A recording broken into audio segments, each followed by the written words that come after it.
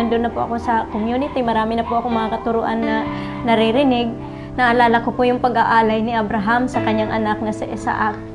Kung paano niya inalay ang kanyang anak, ganun din po, parang ganun na rin po yung ginawa ko sa Panginoon. Lord, hindi ko ito anak, anak mo ito, kaya ipapaubaya ko po sa iyo yung kanyang karamdaman. Inalay ko po sa kanya na siya na ang magpagaling dahil kahit gaano pa kagagaling yung mga doktor, kasi sinabi na talagang gagastos po kami ng malaki at sinabi po doon na kinakailangan mayroon pong bilhin na gamot para pampadagdag po sa kanyang hemoglobin kasi bumaba po yung kanyang hemoglobin. Sabi po ng doktor sa amin, maghanda kayo ng 100,000 para may pagpatuloy yung pagpapagamot sa kanya. At nagpapasalamat po ako sa Panginoon kasi yung time na yun, nasa community na po kami. So sila Sister Des po talagang pinupuntahan, halos araw-araw po nila pinupuntahan kami sa hospital para i-pray over. At bago pong ma-hospital si Paulo, naka-schedule po doon na iakyat sa amin si Mama Mary. Pero nung time na po na dapat iaakyat siya, hindi po napigil yung pag-akyat ni Mama Mary doon sa amin dahil sa hospital po namin tinanggap. Kasi talagang nanalig po ako sa Panginoon. Sinabi ko na siya ang dakilang manggagamot sa pamagitan po ng Christ on the Block, maghihimala po siya. So tinanggap po namin sa hospital at sila Sister Des po nga po ang nagdala doon. Nagro-rosary naman po kami, tapos nagbabasa po kami ng Bible. Binabasa po namin yung gospel araw-araw at higit sa lahat dinadasal ko rin po yung aking kagalingan nung panahon na po yun. So napakabuti po ng Panginoon dahil dapat po 2 weeks siyang mag-i-stay doon sa hospital sa UST. After po nung 1 week na sinabi na po ng doktor na pwede na po siyang lumabas. Imbis na 2 weeks ang ipapamalagi ko sa hospital, naging 1 week na lang po dahil po pinagaling po ako ng Diyos. Mga lingkod tumayo. Simula po nung lumabas si Paulo sa hospital, patuloy po kaming naglingkod sa Panginoon sa pamagitan niya po ng tinatawag na Christ on the Block. Katunayan nga po, nagsimula po ang aming Mama Mary na isa lamang po sa Santa Misa chapter.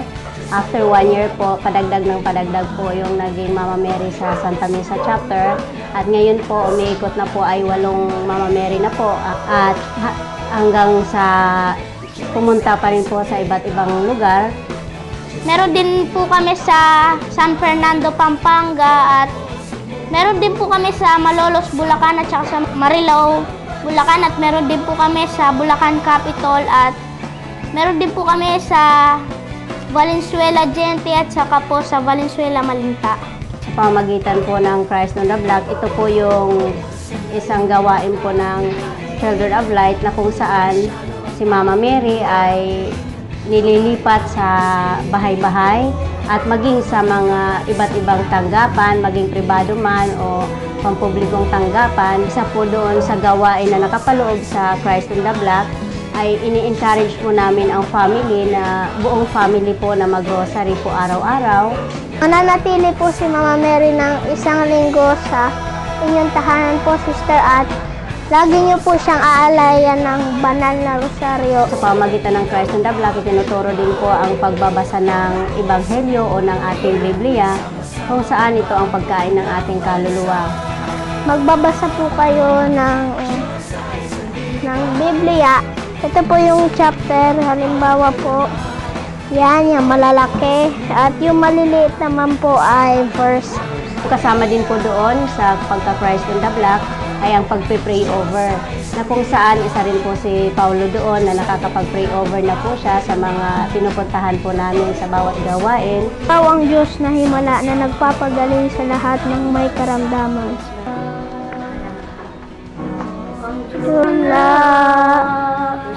Holy Spirit and the healing power of God, in Jesus, give to the fire, Panginoon. Lord, basbasan mo po si Sister Valeriana na nangangailangan ng iyong kagalingan, Panginoon. Naniniwala po kami na pagagalingin mo po siya ng iyong banal na Espiritu. Receive the Holy Spirit and the healing power of God. Jesus and the Holy Spirit.